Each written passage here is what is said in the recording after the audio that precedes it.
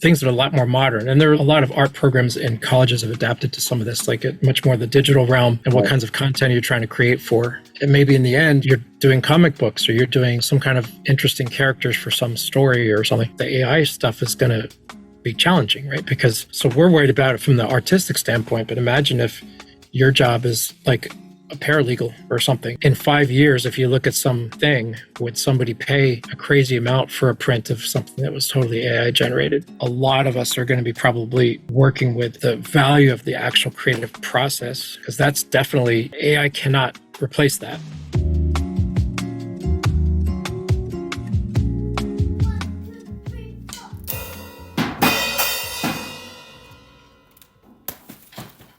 I've heard about, people in certain parts of the world being secretly into American rock and roll, and it's something that they have to keep hush hush and stuff like that, Yeah. I guess it's nothing new, but you're a part of it here innocently, Right. And that's pretty amazing, that two interesting places where there's things going on that could call for censorship and all that. And yeah, those were fairly, and then of course, even just getting people signing in from Europe or, Japan or any other place too is really cool, because you get a little flavor of like even their artistic style, or if you see the work that they create, maybe a little bit of influence of their culture and a little bit wider expanse in different types of content creators too. So that's also continued as well. And this isn't something that specifically only happened because of converting to online and stuff, but I think it freed things up a little bit. And what I've noticed is a lot of artists who are not even trying to do classical, traditional figure art. Their main interest is in something like anime, or even, for example, they're learning animation for video games, things that are a lot more modern. And there are a lot of art programs in colleges have adapted to some of this, like much more the digital realm and what kinds of content you're trying to create for. And maybe in the end, you're doing comic books or you're doing, some kind of interesting characters for some story or something. But anybody who's good at that will probably tell you, like, they didn't just drop into being really good at drawing characters, even if they're, say, animals with, or characters that are like foxes walking on two legs, or, whatever kind of things. They had to actually study good basic figure drawing and art. The folks that are drawing superheroes and everything else, they still keep at it as a practice to reinforce the basics, right? Yes. So they don't drift too far off. Even something like the really goofy CGI graphics or whatever, or old school Bugs Bunny or whatever kind of animation, are informed obviously by the way humans work and how we interact, how we move, how we stand, how we pose, because those resonate with you at a basic level. When you see it, it's a visual art, right? So even if it's a crazy character, but it's supposed to be a sort of humanized character of some kind, say in a cartoon, they're going to stand in some way that you can tell they're tired, or you can tell they're scared or whatever, right? Even SpongeBob SquarePants, yep. Yeah. And, if you notice that too, like just off the top of my head, say if the character is sort of cat-like, but a humanized cat, right? If they're scared, are they going to look like a real cat does when it's scared? Or are they going to look more like a human does when they're scared? Right. Or something in between, right? So some of that, I think, in a way, the pandemic created almost a safer space for artists in those other realms that weren't just like, I'm going to classical figure art school, to kind of play with that and reinforce their skill set when maybe they might not have quite signed up for either the college class because they didn't have one or whatever, or they were too nervous, frankly, to join like a drawing club or something like that. Right. Because they're kind of like up against people who are more classical. Yeah.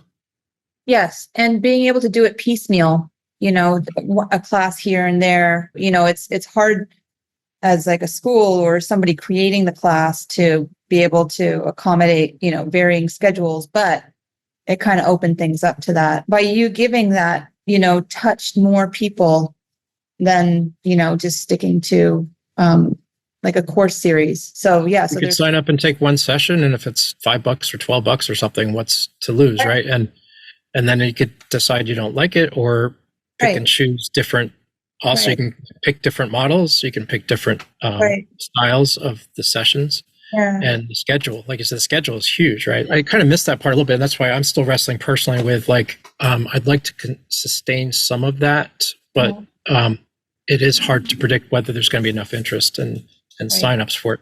So I'm going back to like, I'm going to probably schedule 1 to 2 sessions per month. Yeah.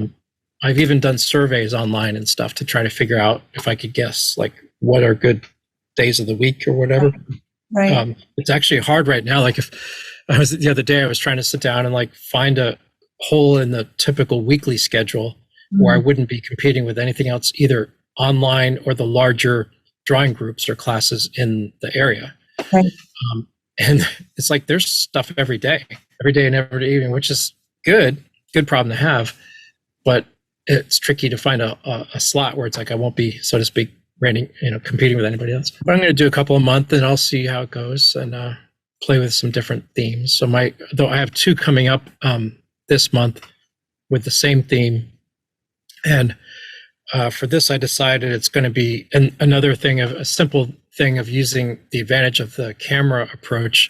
They're going to be very closely cropped poses with the theme of overlapping parts. And I think I was just doing something. This is the kind of stuff that models have churning in their head sometimes, I think, is like, I don't know, it was either just sitting at my desk or something.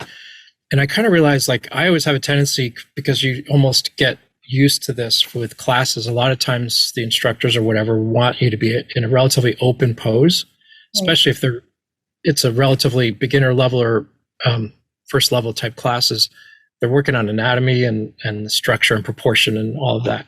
So you don't want anything terribly like emotive and complicated and crisscrossy and stuff like that or closed in. But then I realized like I spend so much time like that, but it's actually a lot of our natural life.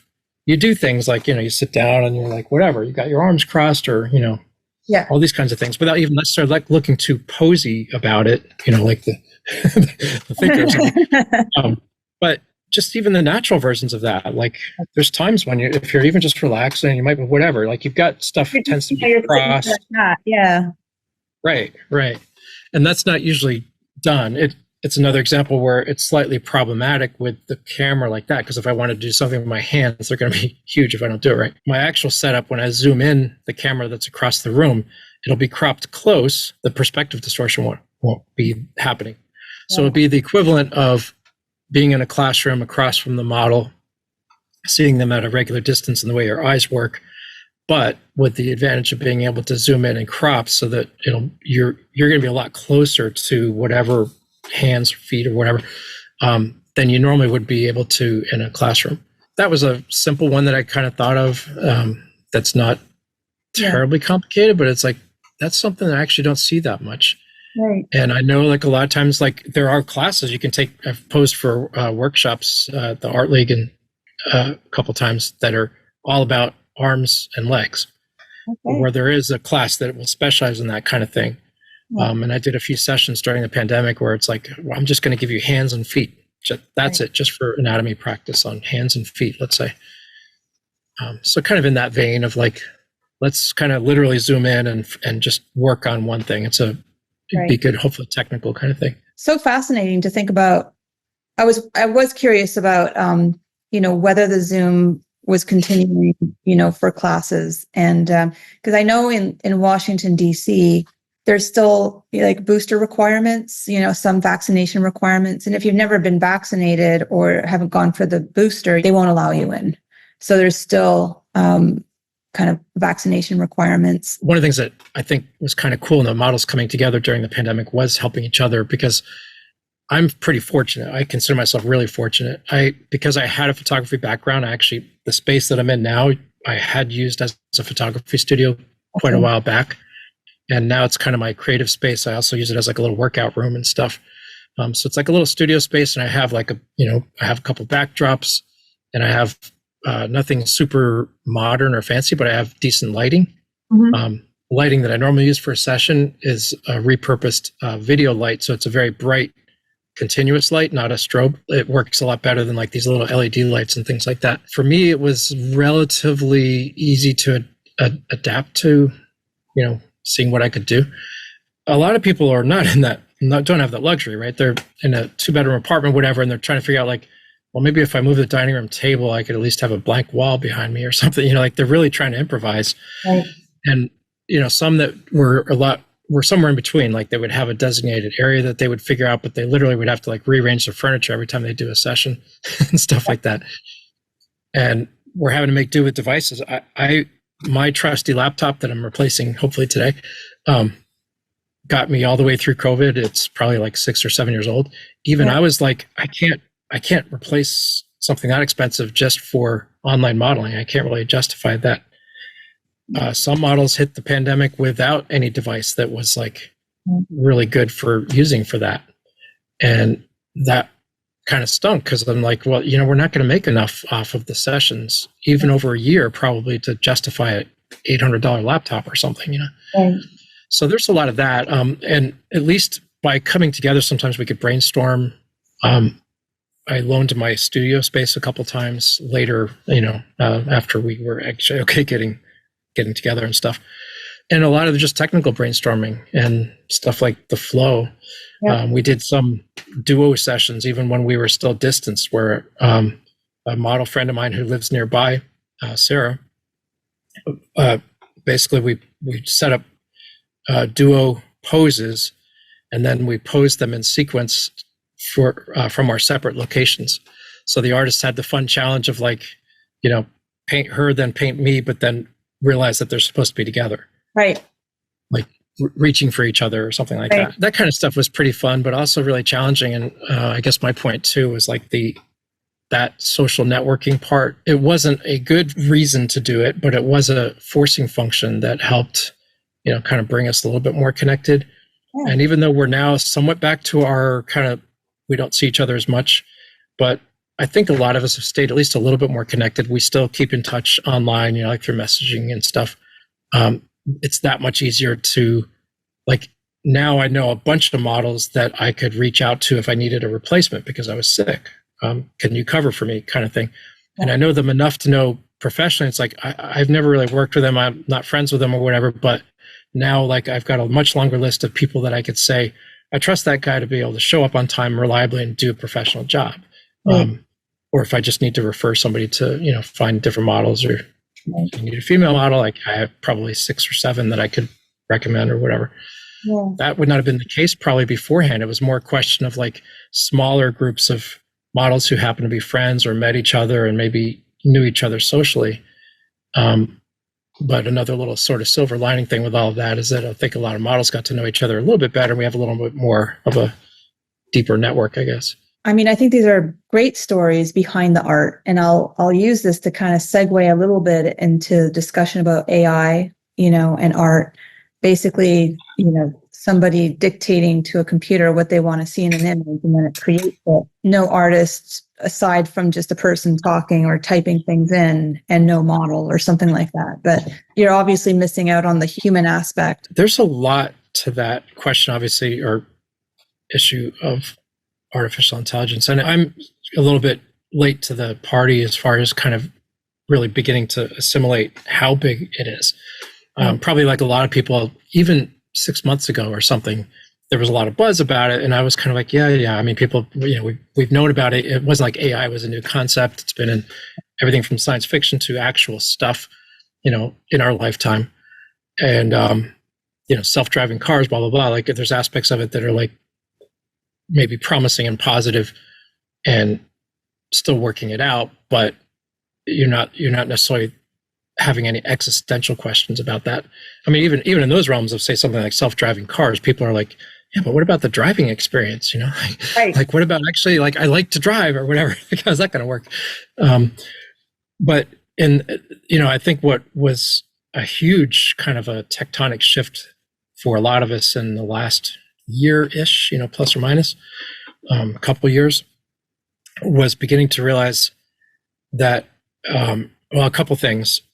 As AI is actually sort of applied to the creative arts more and more, and it's gotten better about it, but it's not only the creative intelligence in the sense of its logic, the algorithms, the complexity of the intelligence part of it. the big part that I think a lot of us probably never really realized, and when you look at this aspect, even say in science fiction movies that had something about AI and how that could go wrong, like all the way back to the movie 2001 that was released in like 1969, I think. That was a huge part of it, right? And it still kind of holds up pretty well. That logical question of like you've built essentially an almost human level of intelligence into this machine. What is it? That kind of thing. But this whole other factor that's especially relevant to the arts and the visual arts that I'm not sure any of us really quite got until recently was that that's coupled with a limitless access to content to actually feed and educate the AI systems, if you will. And I mean, even though that's kind of like a duh thing in a way, right? I mean, web crawlers that like Google's indexing engines and all of that they've had that basic technology and ability for years. That's how all the search engines work, is they're constantly crawling the web, ingesting content, indexing it, doing stuff with it. So the basic fact of that was not new, but it's kind of like this whole big light bulb that's going off for a lot of us, going like, oh my God, you put those two together. You don't usually even see that aspect that was kind of my point, is like, even in some of the most forward-looking science fiction renderings over decades or whatever of AI, it didn't so much have that factor in it of like, it was usually about the intelligence aspect, or it's trying to figure out its sentience, or those kinds of questions. Right. But oh my gosh, what if essentially the entire world of everything that's online, which is most stuff now, and especially in visual arts, is the raw material for it, and it AI crawlers and content scrapers or whatever never sleep. They're always getting faster in terms of their ability. The networks are so much faster too that it's like the ability to hit a server or hit a place that has content and pull stuff out and ingest it, and the storage space, right? All of the things that make that potentially huge are all there, all the sort of raw materials. So now you've got this, much improved and constantly growing logic thing, combined with this way more content than you or I could ever assimilate, right? Because it can simultaneously crawling and scraping stuff from all over the place.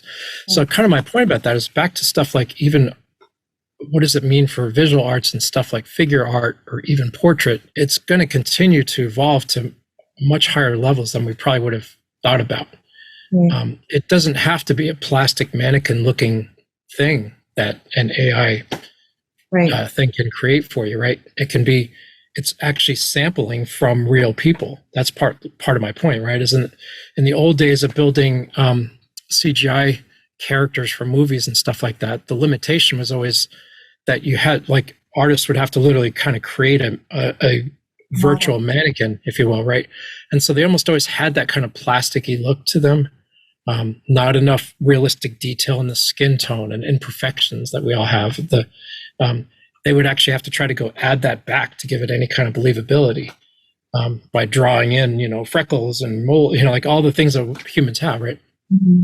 Well, the AI engines are able to essentially assimilate that in mass quantity and speed from actual people's imagery, and things like traditional art with some, they do some curating and guidance to the AI to basically say, this is art in the Rembrandt style, or, here's lighting of this kind. They're actually teaching it art stuff.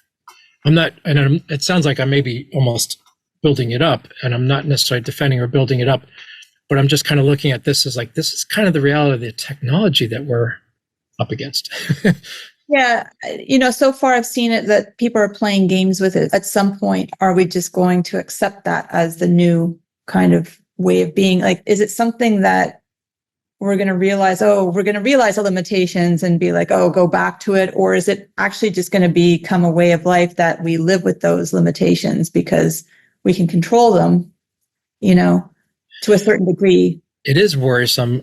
I take a little solace in remembering, because I'm old enough, remembering other big things that were coming that had us all kind of equivalently worried, and we kind of got over it. Right? Actually, even the internet. Yeah. Well, actually, even before that, cell phones, even Right. the dumb ones that could all you could do was text, right? Yeah. I don't think people are so much worried about that, but there were a lot of people even back then asking the question of like, well, when everybody has a cell phone, that's going to really change stuff, right? Um, and then when they started getting smarter, and now you could actually do stuff on your smartphone, and look, we are like doing that. My We are slaves to them. Yeah. oh yeah, like and then also like the growth of the internet, but then also things like streaming content that changed, who has to turn on the TV at 7 o'clock to watch their favorite program anymore, right? A lot of things have changed lifestyles and options. Not all bad, right? It's nice to have options, blah, blah, blah. My general opinion is that some of these things are not necessarily good in the big picture for, humanity and social development. And a lot of people have obviously written books about this and stuff too, that even when you actually step back a second, I was actually thinking about this in context of my 10-year cancerversary and what was I doing 10 years ago. That was actually relatively early smartphone time frame, right? Like they've been around a little bit. Some of the iPhones have been around, but so 2013, 2014, that was nothing in world history time, right? 10 years is nothing. It's a drop in the bucket in terms of human history. And yet look how things are different even between 10 years ago and what you could do with a phone and now. The speed, everything, all the different options and what people figured out they can do with them. Social media, another huge thing, not to go off down that rabbit hole, but obviously that I think a lot of people were like, oh my God, this is going to be kind of the end of the world and stuff. And yes, we've adapted to it. My personal opinion is that in the grand scheme of things, not necessarily all good. I mean, I'd be hypocritical to say, don't do social media, right? I'm on it. I participate. I have Instagram, blah, blah, blah. I use it. I rely on it for certain things, blah, blah, blah.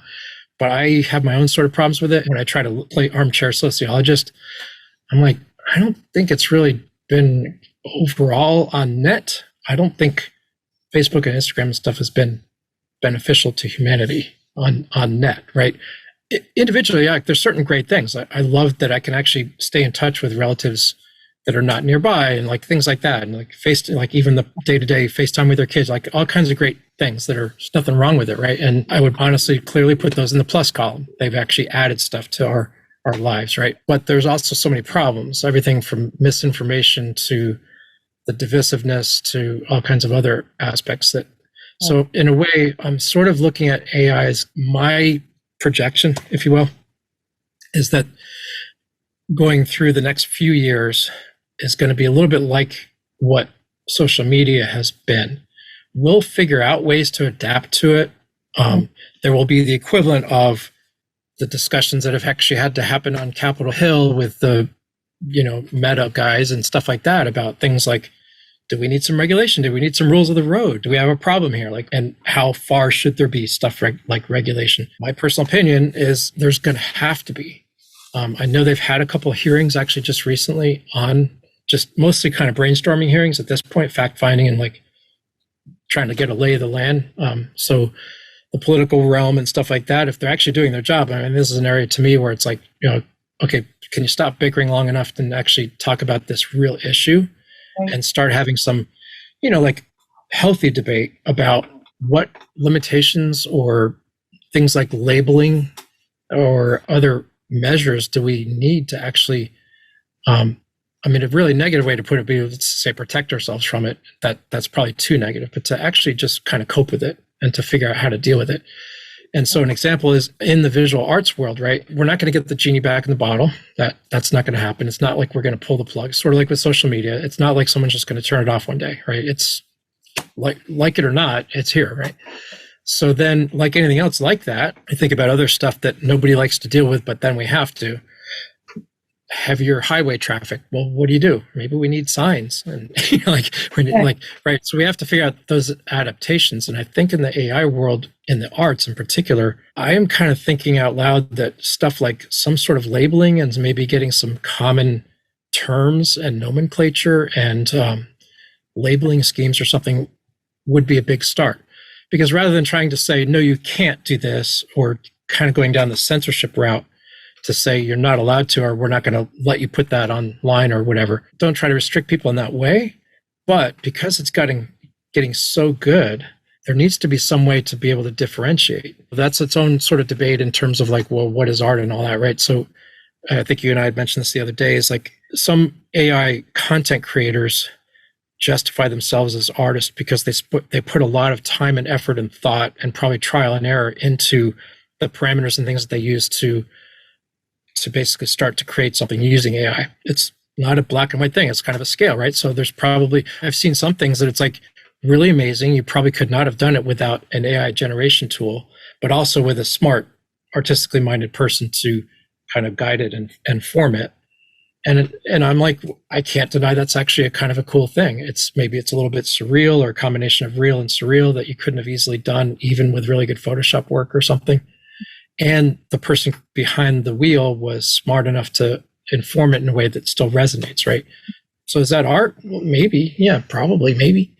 But do I want to know that an AI generation engine was used to actually fill in and create a lot of, say, this landscape that the character's in or whatever? I kind of would. Obviously for years we've had people who do painting digitally, digital painters, right? They're using a drawing pad and like whatever, but they're using tools on a computer to do all of the stuff without any actual paint. Right. But that's its own skill set, art form, whatever. Like it or not, it is its own realm of creative work. It's still their brain, their hands, their decisions doing every little brushstroke or whatever. Right. Well, then you just blur that line, right, to now where you're typing in some parameters into an engine and it fills all the actual content in for you. Well, what's the difference? I think there's a difference, and it would help to actually have a little bit of a way to sort of a vocabulary to. Yeah, I think, because, we talked about like the physicality of art, if you're just sitting there and typing things in, there's not a lot physically happening, it's all the computers doing that work. And you can trial and error it to death right in seconds, right? It's like, oh, that didn't work. Let me try this. When we're doing the life drawing here, like we get after a couple hours, it's like, I really do need a break because I'm physically, I've thrown myself into it. I've mentally thrown myself into it. I guess I'm curious, like with an AI artist or creator, I think it's probably more technical than does it fill that place in my heart? That's where something's missing, and that, an artist being an artist fills, Right. And so the emotional aspect of it, the experiential, the being with other people. I mean, I guess we see though, like at places like Facebook and Google and places that are coding and all this kind of stuff, people are kind of busy at their computers doing all this kind of stuff. I mean, are they artists by creating these networks? And like, I think kind of breaking it down into what goes into art or something. I think that from our collective standpoint on the creative side, it will kind of tease out or cause us to think more about figuring out the answers to those questions from the end result product side. What is this thing art? The thing on the wall, is that art? Versus the creative process, and kind of like what you were just touching on, which is, right. And both are good, but in some ways they are, in my mind, slightly separate question sets, because and actually may speak a little bit to where a lot of art's going in the future too, because more and more of the thing on the wall could end up having been created by whatever. And you could debate whether that has a good aesthetic or even a humanistic appeal to it or not, or whatever. But that is kind of apart from somewhat, maybe they're closely tied together, but a separate thing from the actual creative investment and the process and what that does for us and means to us as humans to actually be doing the creating, the struggles, the imperfections, the learning, the things that you, as a painter, drawing artist or anything like that, probably those little things that you start to realize of trying to connect between what you might have in your mind's eye to something physical and all the challenges that go with that, right? Of like, I can't get the head right, like all that kind of stuff, right? And both the struggle and the overcoming, and then also the aha, like little epiphanies that can happen too with like, look at that, those are brilliant. And going back to even what I was saying much earlier too, one of the kind of cool things being a life model too is like you're sort of an audience to that with the students and artists of like, and it's so spine-tinglingly cool too when you see somebody who literally thought they couldn't do anything, and then all of a sudden they literally have an aha moment. It may have just been a small win, like they finally overcame some technical challenge they were having with something like proportion or something, to a much more aesthetic, like, wow, I actually like how that looks, and I never thought I could do that. It's really cool. Oh, most of that's kind of missing, I think, from the AI thing, or at least it's so disconnected. I think, again, I'd have to play around with it. I haven't really done anything with AI, other than I did chat GPT one time to ask a business question, and it was like it spit me out an answer so fast that I thought this would have been $5,000 from like a business consultant to give this to me, which is amazing. It's going to cut across a lot of businesses and industries. I think even medicine too, for example, right? Right. Just to take a random example, or law, the whole legal realm. There's so many areas where so much of the professional thing that you're paying for is knowledge and content and training. Right. And those areas are where the AI stuff is going to be challenging, right? Because so we're worried about it from the artistic standpoint, but imagine if your job is like a paralegal or something, and like usually your job is researching and pulling stuff together or whatever. It's like, oh yeah, you could type that in. And they're getting better and better because that is a question or problem with it. Say if you're a major corporation and you're thinking about using something like a chat GPT or whatever to answer a legal question or a policy question for like, we're releasing this product, what do we need to worry about, blah, blah, blah. Is it trustworthy? Well, that's a huge problem, but also that's not going to get worse. Like the people behind a lot of that, because there's so much appeal to be kind of crass about it, to being able to fire 20 people to be able to do this job by typing it in. There's going to be constant pressure to make it better and better. Right. So the developers and all that will continue to make the accuracy and reliability. And it will, like an information space too, obviously that's going to involve a lot of stuff like what is it sourcing? Does it do any of its own sort of fact checking, or is there some other, do you have another separate AI thing that you can use to fact check the first one, whatever, right? So that's still going to be sorting itself out, but it will continue to probably do that. I think in a way, our version of the art world again is like, you can't say that it's not going to be around and be a thing. I kind of blew it off for a while too, because, and you still see some of the stuff, like a lot of the stuff, their entire Instagram accounts now that are completely AI generated content. I got one that came up in my feed, and I thought the art, it was like people. It's like, they look kind of funky. So, I clicked into it and realized it's an entire account full of nothing but AI generated people pictures.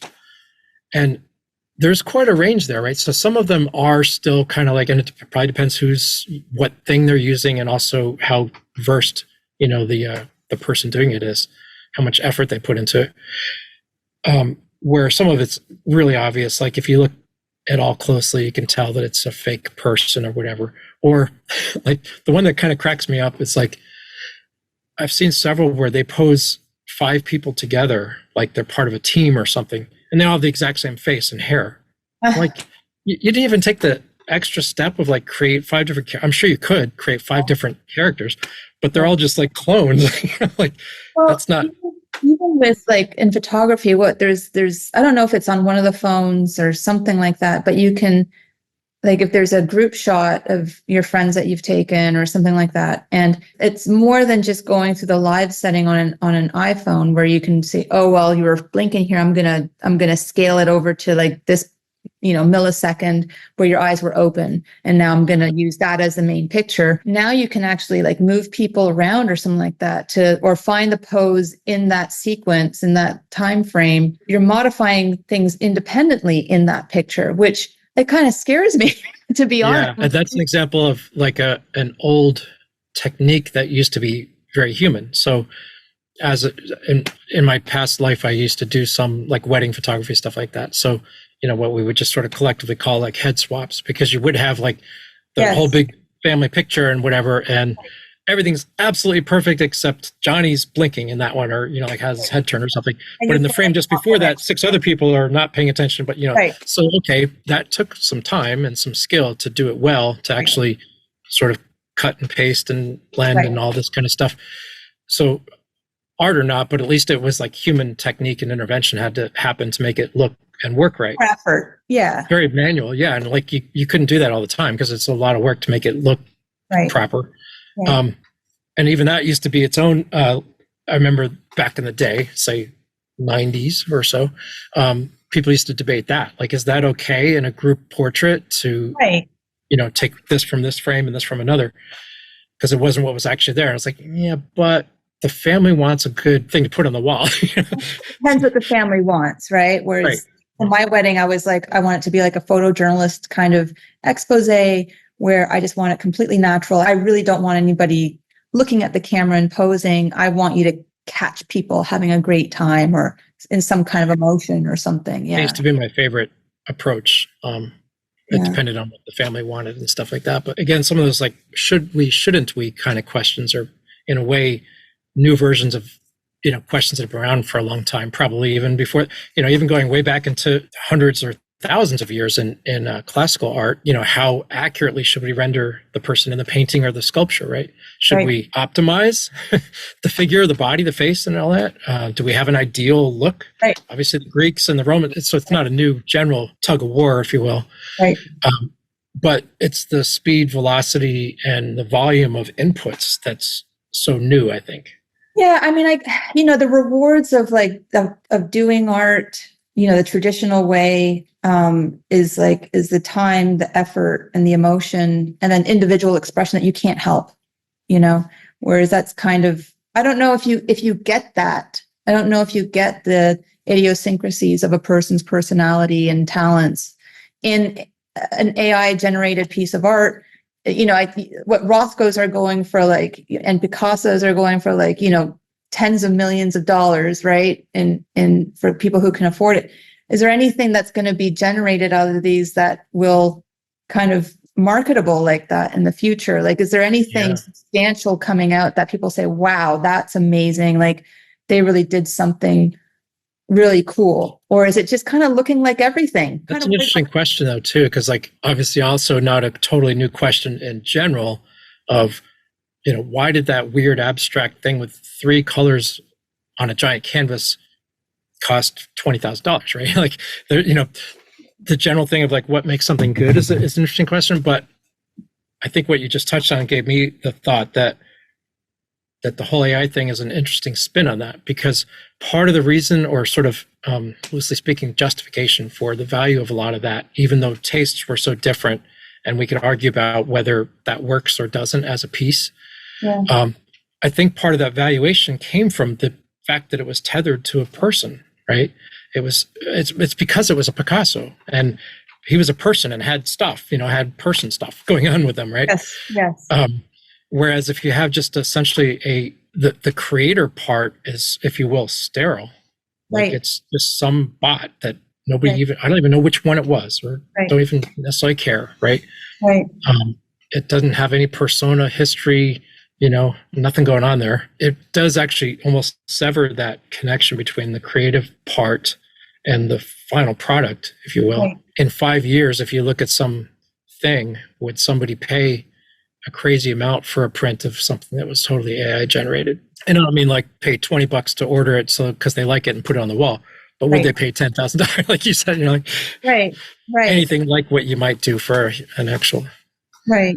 And would you want to meet the artist, and say, what went into this, and what's your background? How did you get there to get to this place? What does it take to get there? And I guess time will tell. Yeah, that'll be pretty interesting. I mean, we are living in interesting times as far as on the content part. It kind of, I guess it goes without saying, but I'd mentioned how it's easy to tell, but just to throw in there, that's not totally the case. So right now there's quite a range or a spectrum. I have seen AI generated works, I'll just call it that were amazing in terms of their detail and their quality. Right. I think some of it has to do with which particular engine you're using. And if you have some general knowledge about this is the best type of AI engine for this kind of thing. I want to do like a landscape with a person in it, or, like whatever. Some are definitely better than others. I had researched a kind of precursor to that some years ago when I was trying to play with, could I add 3D created objects to an actual photograph I was doing? And so in the course of that, and this was going back now about 10 years to 15 years in the terms of the technology, but even then there were things that were used both for video gaming and others and consumer grade versions where you could actually, for free or for a pretty affordable amount, get software to create objects and then manipulate them. And I learned there, for example, that there were 2 or 3 major products in the industry at the time optimized for different kinds of things, even though they were all basically, the technology under the hood was kind of the same. One that was common for quite a while was literally called Poser. And it was for if you needed to create humans or creatures or animals or something that you needed to actually pose, you would create a 3D version of that thing, right? And then you could actually manipulate it, move it, and pose it. But that had very limited capability to do anything big. So if you were trying to do, like, you could add maybe a couple props or a chair or something. But if you're trying to do a landscape or you want mountains behind the person in the scene, you needed a whole different software package to do that. And then some of those, they had so sophisticated, you could build literally an entire planet out of this in the software. I want to put continents here and like play God for a little bit, like play world builder. And they would use that for things like both movies and video games and stuff. To down to like, well, I want to have a mountainous or a rocky mountain with some vegetation on it and pepper it with vegetation. It was kind of fascinating and pretty cool. The technology would fill in a lot of the detailed work. I didn't have to draw the rocky crags of a mountain. It could actually do that for me. Right. But I still had to make a lot of very thoughtful like choices. And it was a large toolkit with gazillions of options, sort of like a Photoshop Plus, because now you're having to basically learn all these little tools and variables and stuff and muddle your way through. And then you could actually create something. And in the end, if you were kind of good at it, you still had a thing that kind of looked fake. You go through all this, like, that's a pretty cool mountain or a pretty cool wolf that I put in front of the mountain. But you can still tell they were like, 3D CGI kind of thing. Fast forward to now, it's like we're still in that same phase, that realm of like that traditionally evolved 3D CGI that's more controlled by content creators, like animators, has come a long way. So they can do stuff way better. The AI part of it essentially is layered on top of that to now be able to say, well, now the actual choices of what to put where and how they should look don't even have to be the humans. So that part is what's going to sort of change the game a bit. It's like product labeling. It's like, it's not going to solve every problem, but at least there should be, so to speak, truth in advertising. If you're going to put the thing out there and you used this other thing to create most of the content, well, don't say you did it, or at least say you did it with this tool. Gosh, I think to like food and like the fake food that's out there, and the labeling that you need for that. And I think to like Star Trek, I think there's probably like the next generation. We should go back to that. And because there was, Lieutenant, I remember Data wanted to become a stand-up. So he went into the hologram floor, whatever. And it was in the programming that whatever joke he was telling, they would laugh. And eventually he's like, and he would just start to move. And no matter what he did, they just laughed harder and harder. And he said, no, I need to get in front of real people to get genuine reaction. And then with that food, they could go up and ask for anything they wanted. And it would just appear. And you're like, come on, there's nothing.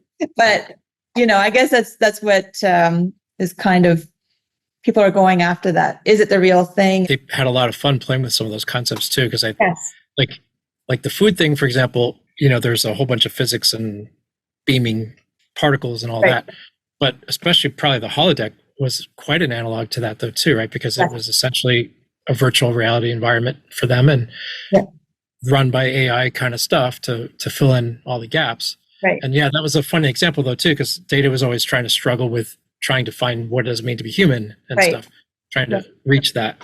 And that's a good example too. Like I don't do comedy and I'm not at all an expert on it, but I have listened to a couple. I actually listened to Kevin Hart. Okay. Yeah, Kevin Hart's Hartman or Hart. Art. Hart. Yeah, he has a pretty interesting kind of autobiography stuff, and it gives me an appreciation for that sort of art form too, because there is subtlety to it that if you're not in the middle of it or you've never actually stood up there to do it, you wouldn't realize. That's Right. very human, and kind of the whole like reading the room, and then also like a tiny change of words or your affect Yeah. can make it Timing. completely fall flat or Yeah. work. Yeah. Right. And those little things of like what, and that's such a human thing of kind of like what clicks, Right. and not only what clicks with humans, but what clicks with different humans or these Right. humans. And connecting with other people. Yeah. So it will be challenging times. I do think we've hit on that a couple times. I mean, I think an interesting theme that a lot of us are going to be probably working with is that the value of the actual creative process, right? Because that's definitely, AI cannot replace that. It's by definition, it's something we are doing. Right. So no matter what it does for us, it can't do that for us. Right. Just like it can't exercise for us, you know. So, Darn. I know, right? Give my body Like, why could they do that?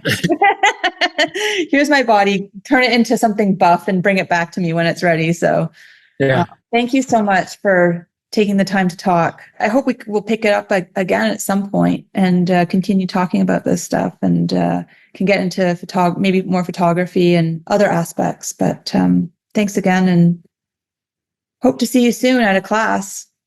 Yeah, I'm glad to do it. And yeah, feel free as you know your thinking evolves on content and sessions and what you might like to continue to talk about. Yeah. Because I mean, obviously, in this whole realm, you can get more down in the weeds in a good way on some stuff that may be interesting about technique or things about the visual arts or pose choices and like all those kinds of like more specific things. Yeah, I think as well as those other disciplines. I think people can take your and I'll list your classes, your online classes, and maybe where they can find you or something like that. But also just kind of like if people go to hire a model, what's some advice that you can give to artists who are, bringing a model in, how to approach and how to get to that kind of collaborative, this is from first time kind of artists or something like that. What the benefits are of bringing in a live model and stuff like that. And then how to work with you and what it's like. I mean, a lot of it is probably, we'll figure it out, but, people kind of have an idea how to approach you. And that would probably be good.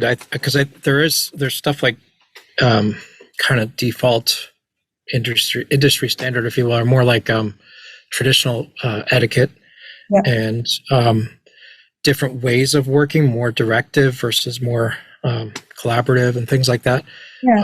So those might be of interest to folks who, and Donnie and others can also speak to the value of hiring a live model and when and why you might want to do that. It's obviously an undertaking commitment for somebody. So when and why would I do that as an artist, for example?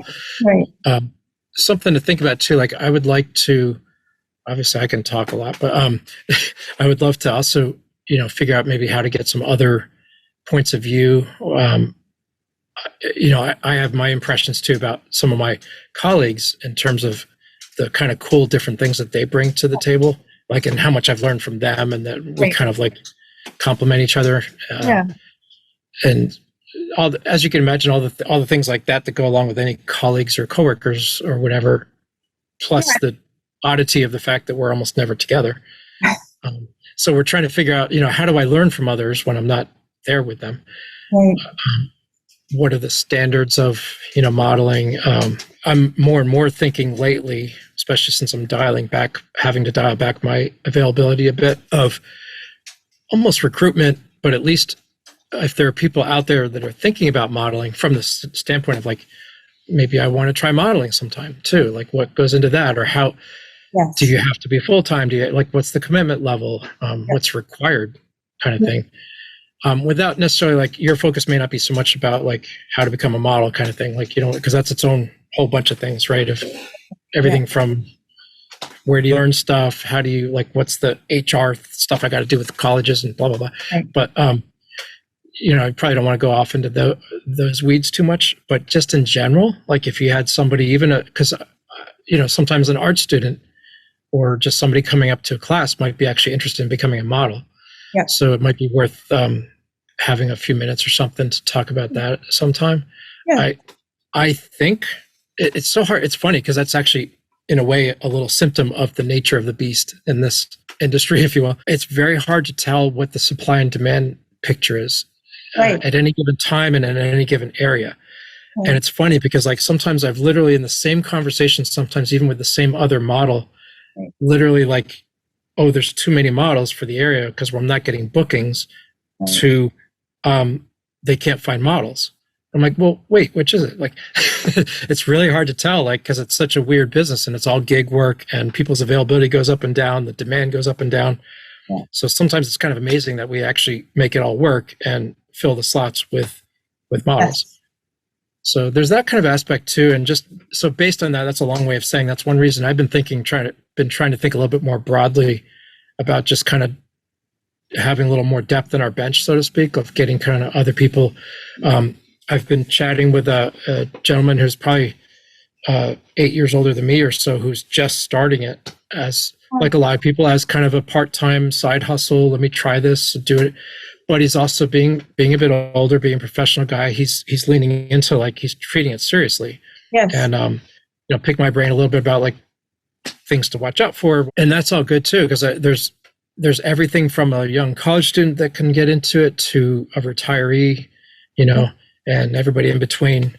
So it's very, very fluid, but there are some things that might be worth absolutely sort of, take on both sides. Absolutely, that it's creating that professional safe space in the whole process of things. So I'd be happy to keep that because, say, for example, in that realm of what does it mean or take to be a model, the answers to that are a little different in the photography realm, or like there are a lot of issues that are special to that, especially for like young women and stuff like that. Because if you're trying to do it as a job, there's a lot of questions about like, there's a lot of work that you can take that will make you money, but then you're trying to figure out where do I draw my lines of what's okay and stuff like that. Right. So if we keep that discussion kind of that part of the discussion, contain it to like the life modeling traditional arts would probably be good because that has like a smaller scope of how do I make this work. Yes. Yeah. I'm interested in we can keep it to the traditional. So cool. Again, lots of fun. All right. Yeah. Thank you. So anyway, wishing you well, and we'll be in touch soon.